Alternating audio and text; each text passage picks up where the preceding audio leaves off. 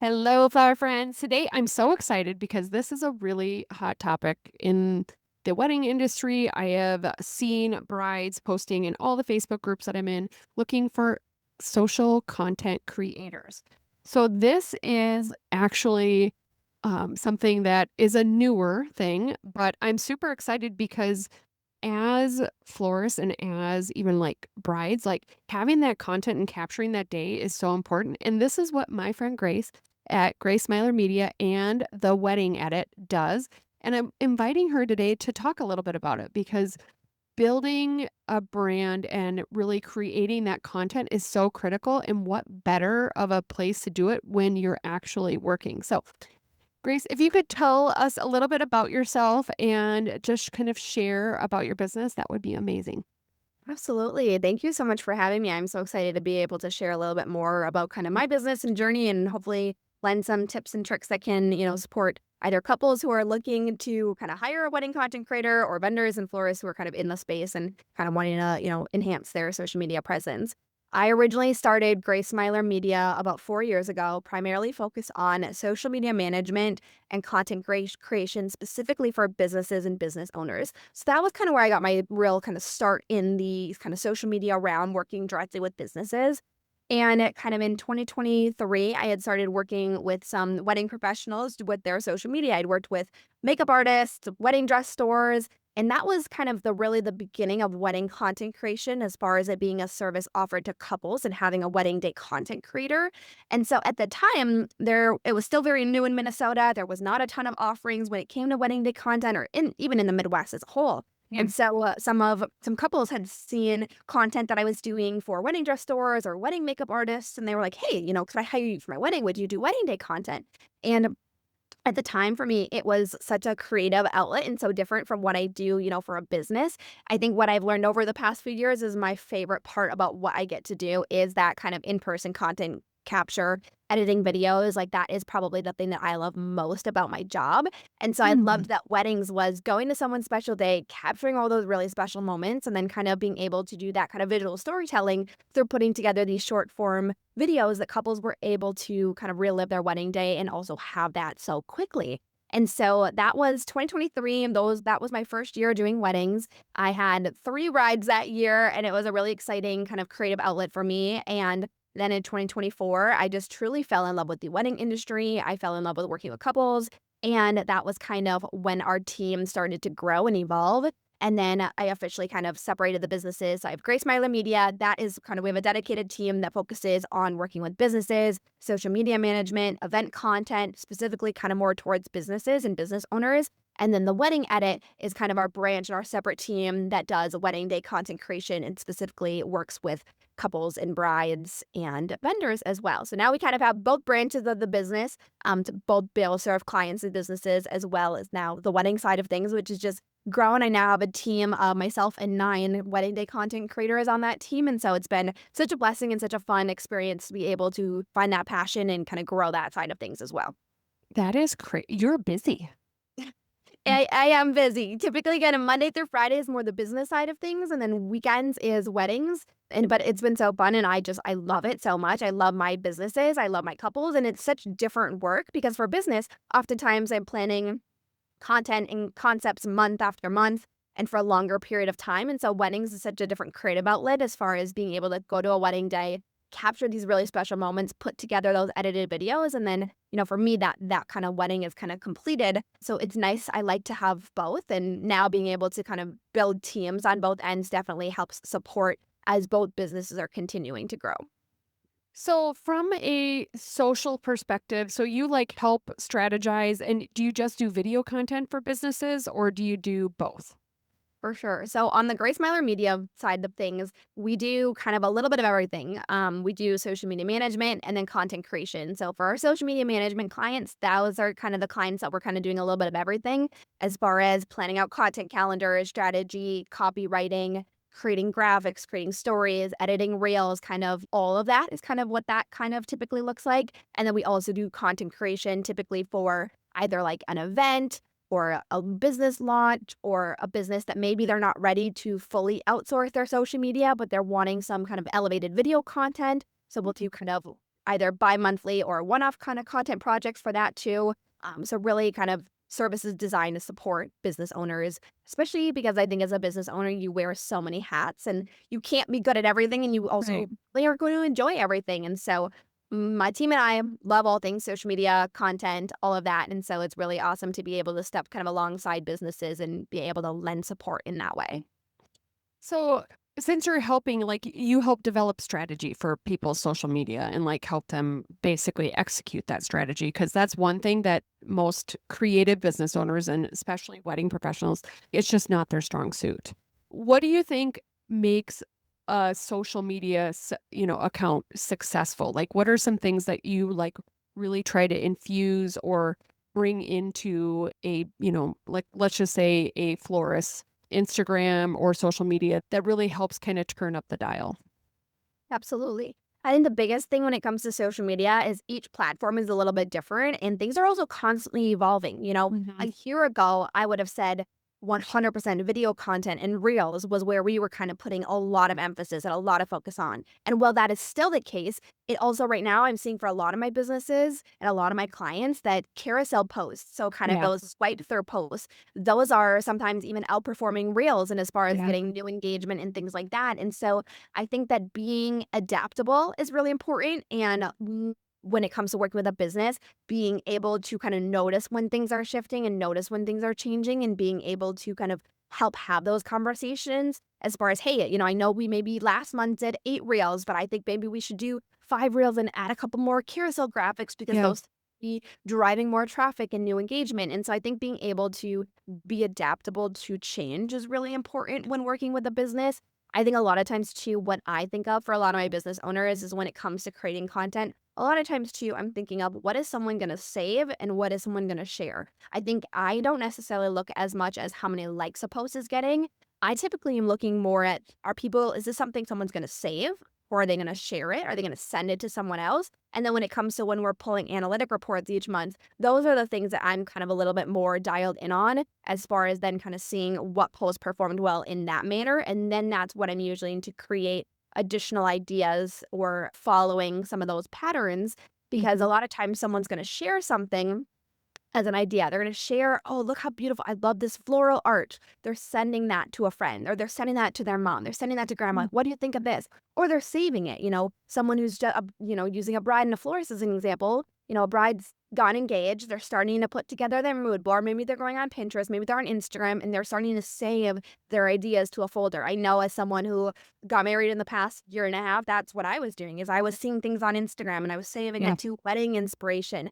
And then that was kind of where I was going back to kind of look at things and kind of start that kind of visual process of kind of planning. And so a lot of times now, like my social media brain is kind of looking at, yeah, what is someone going to send someone? They're going to share it Yeah. or save it as maybe an idea or inspiration or something that they loved or felt drawn to for something as well. Cool. And so you guys do a lot of like behind the scenes kind of stuff with businesses. And I feel like that's in my experience of coaching florists, like that's one thing that people really fall short. What are some things that you think are great content ideas or things to capture from a behind the scenes perspective? Absolutely. I think one thing too that's really important to note is I think a lot of kind of that founder led content, business owners being a part and visually a part of their business is so huge. And I think that one thing that is always a conversation I have with business owners because there's a spectrum as far as, how comfortable Mhm. someone feels being on camera, being videotaped and things like that. But I think that I feel like, especially since COVID, people value connection and relationships Yeah. been more so than before. And I think that kind of emotional piece of social media had just continued to grow. I think, you have that like, no trust kind of cycle that you're kind of building with a couple, you're building with, a business. And I think that social media is such a great way to be able to do that because people are able to connect with you and people are able to, see that in a different way. And they're not just looking at a portfolio or they're not just looking at a website. They're excited to work they're excited to work with you specifically, and they're Yes. excited to work with your team, and they're like, "I'm hiring Jenny," and, like, "This is who Jenny is." Like, I think that Yeah. that's just such a cool part, and so I think that it can sometimes be a little bit scary to be the one on camera, and I think that being able to see, like, where your comfort level is and being able to incorporate that. So I have some clients and some businesses that they love being on camera, then that's something that they enjoy or that comes naturally. They like to do the tiny mics, they like to do the voiceovers, they like to do those things, and that's awesome. I'm all for that. But I also am aware that that might not be the case for everyone, or especially maybe when they're dipping their toes into it. And so I think that kind of that B-roll content, kind of those behind the scene clips, B-roll is, if you're sitting at your computer and working on something and you have your phone propped up and maybe your video has text on the screen, that kind of what a B-roll type of clip would be. Or Mm. if you're a florist, setting up on a wedding day, things like that is kind of B-roll that can then be utilized in additional content to kind of create longevity in your content. I think that is also a really great way of being able to show your face, show you as the business owner or your team in maybe a way that is a little bit less scary, a little bit easier. You don't necessarily have to talk or things like that.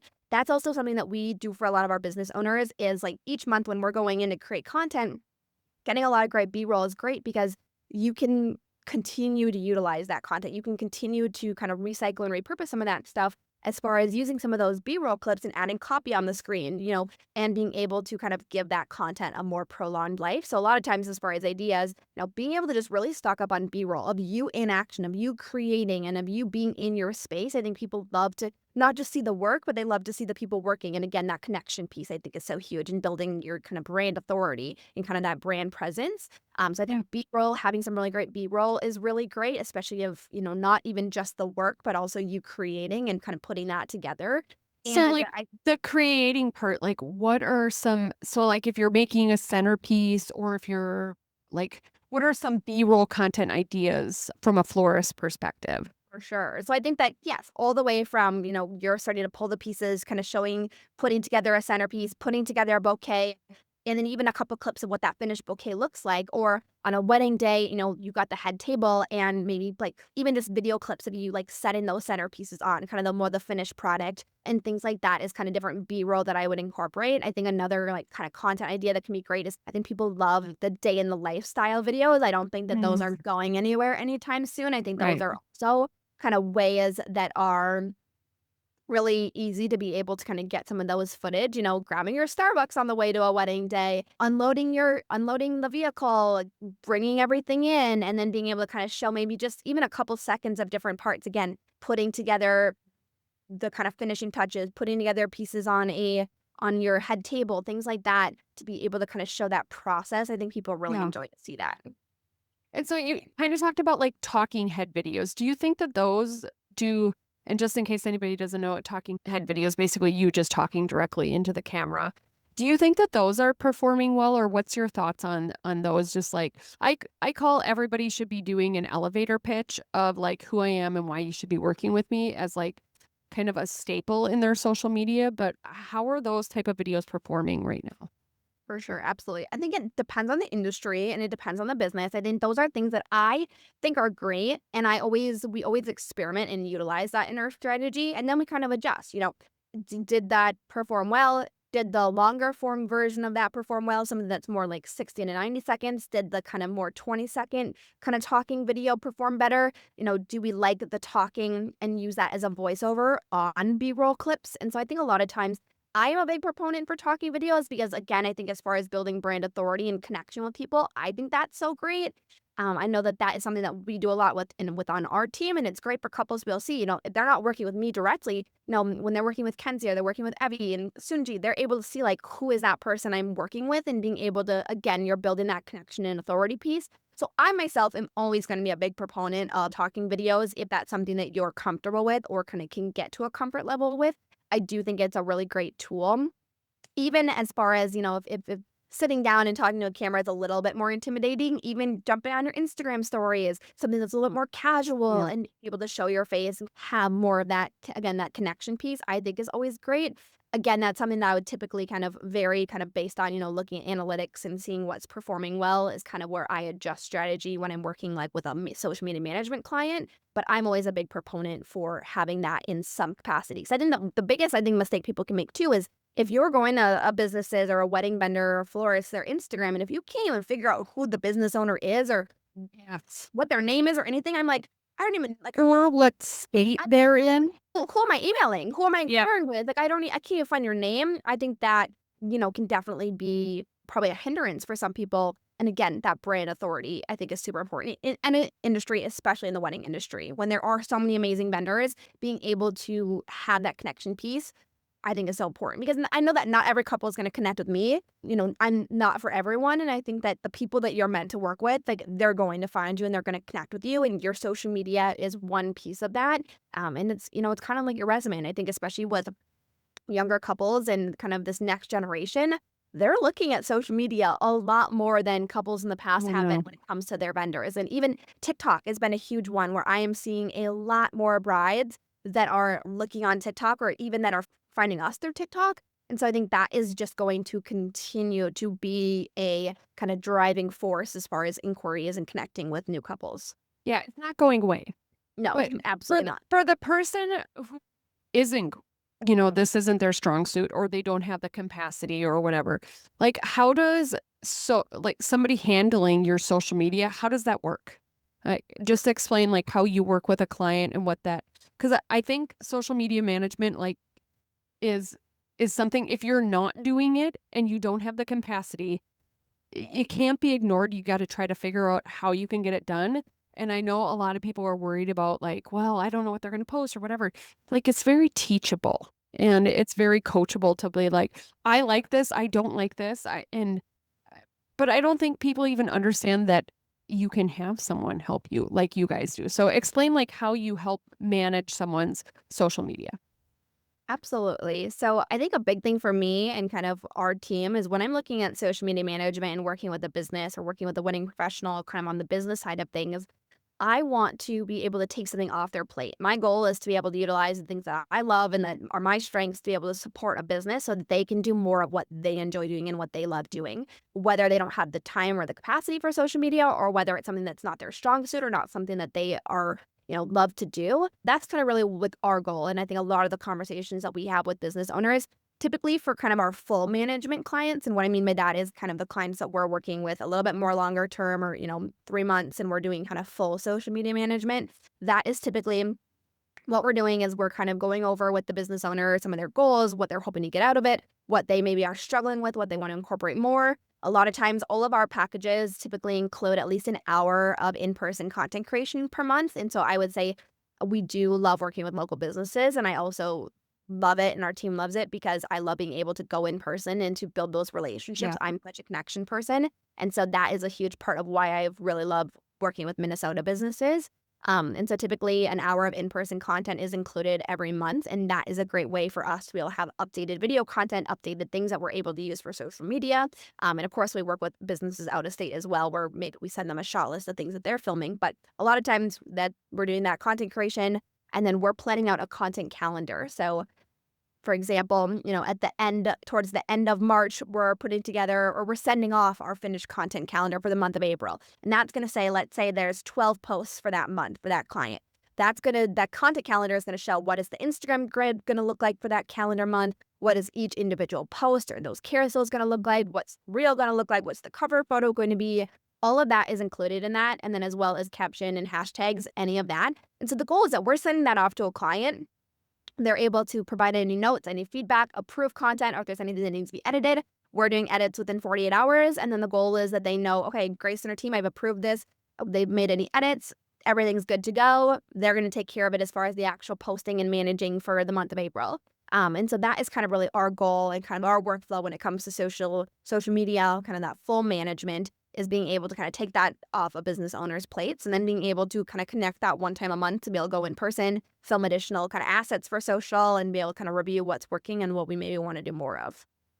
Cool. So it's basically just like taking it off their plate and then supporting them. And then you're like using a scheduling tool or you like real time post it using their credentials or something like that.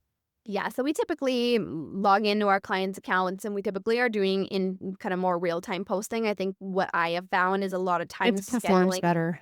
Yeah, scheduling tools can impact your engagement. And so that is something that's been really important to our team is to be able to kind of help with that more in real time posting. It adds a little extra layer of something that we're doing in kind of each day or every couple of days, depending on how many posts we're doing. But I think Yep. that's worth it. And it definitely makes a difference on like the performance side of things.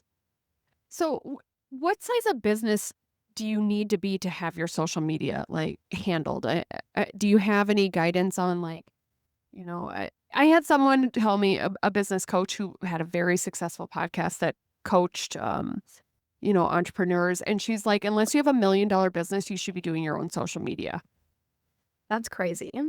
I know. And I mean, she's really a very established coach. And I thought it was really interesting because then I look at like people like Jenna Kutcher, who is also from Minnesota here, which was a photographer. I mean, she has a team that helps with parts of it, but she's doing the majority of her social media. And like, that just seems bananas to me when you have that size business to be in deep in such the weeds of something like that. Do you have any guidance on what size business you need to be to even start offloading that or what that could look like? Mhm. I think it varies based on the industry and based on the business owner and their goals. We have some clients where social media is their main driving factor for their businesses, and we have Mhm, some that know that they want to be on social media. They know that it's an important piece of their puzzle, but it's not necessarily their entire focal point when it comes to marketing. So I think that it's mhm, important to kind of look at your your kind of marketing as a whole, because I think that social media is a tool and it's a part of that. So I think that kind of again is a conversation that we typically have kind of with a business and can kind of vary based on the business. But I think that, in today's day and age, every business should be on social media in some way, shape, or form. And if that means working with the social media manager that can help support that, I don't think that there's necessarily a too small or too big. I don't necessarily go off of that when it comes to working with mhm, someone. I think it's more having conversations of, kind of what prompted you to maybe look at wanting a social media manager? What are some of your goals when it comes to social media, and being able to really take that and digest that and being able to have conversations off of that, I think is really mhm, important. And being able to see, like if a business, maybe they aren't ready to kind of make the financial commitment to a social media manager, they maybe, aren't quite to that point of kind of handing the reins over to someone and kind of outsourcing that. I think that's where kind of our content shoots or event content has become really helpful for businesses, especially, and we do work with a lot of small businesses that are wanting to incorporate social media as a piece of their marketing plan and as a piece of their kind of outreach. And so a lot of times then for, a content shoot or going to a wedding day for a couple hours and doing behind the scenes content so that they have that they can utilize for social. I think that is really a great piece for anyone, especially if maybe you're not ready to fully outsource or maybe your budget doesn't allow for that, that being able to have those videos and have kind of mhm. that behind the scenes and kind of that content piece of it is definitely a great starting place for a lot of businesses too. So if someone isn't ready to fully outsource, typically content creation is where I would kind of recommend people start as far as being able to kind of get their feet wet. Maybe they, have some great wedding galleries and things they're showing, but they don't have any video content. That can be a really great piece to be able to just have some of that to be able to incorporate and also be able to have that video content for whether it's Instagram or TikTok.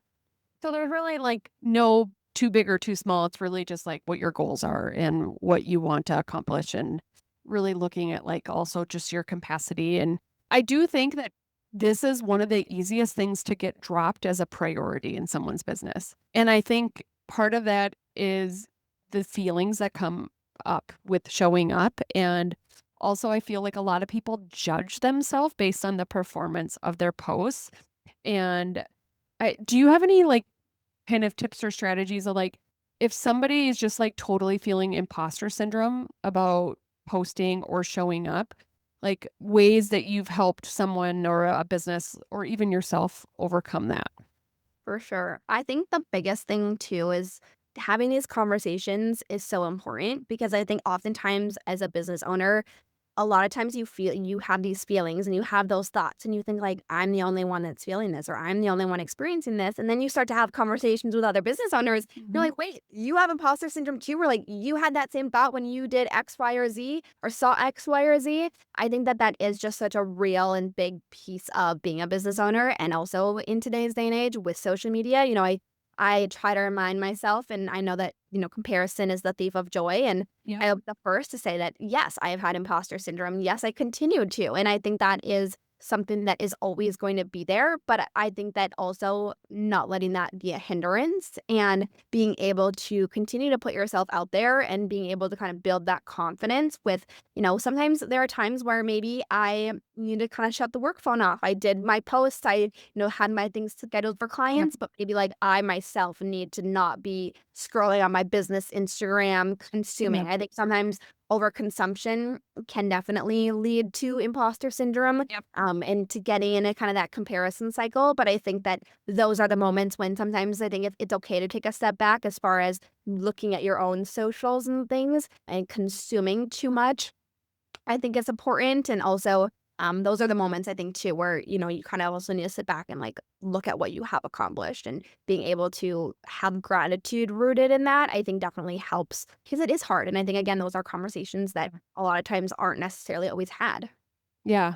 Yeah, I think that everybody feels those feelings, but nobody really talks about it Mm, in a real life way. And I talk about imposter syndrome, how to show up in your business, how to do an elevator pitch, because I've just seen the impact like of how it has infected me showing up on my business as a brand. I mean, I have people come up to me all the time. I used to do videos all the time. It's just of course, now that we have the farm and all of the fur babies, it's just hard to keep up, but I really feel like you build a brand based on your face, and if I wouldn't have done that, like, I feel like my business wouldn't even remotely be in the place it is, and the same thing for you. I mean, you just show up. absolutely, You just show up, absolutely. and sometimes just showing up feels hard, but sometimes growing a business is hard, otherwise everybody Mm, would be doing it. exactly, Yeah. 100%. I completely agree. Yeah. It was so great having you on the podcast. Like, share how people can connect with you. And of course, I'll put that in the show notes. But if like somebody wanted to work with you or just follow along with everything you're doing, where do they find you? Absolutely, and thank you again so much for having me. This was so great.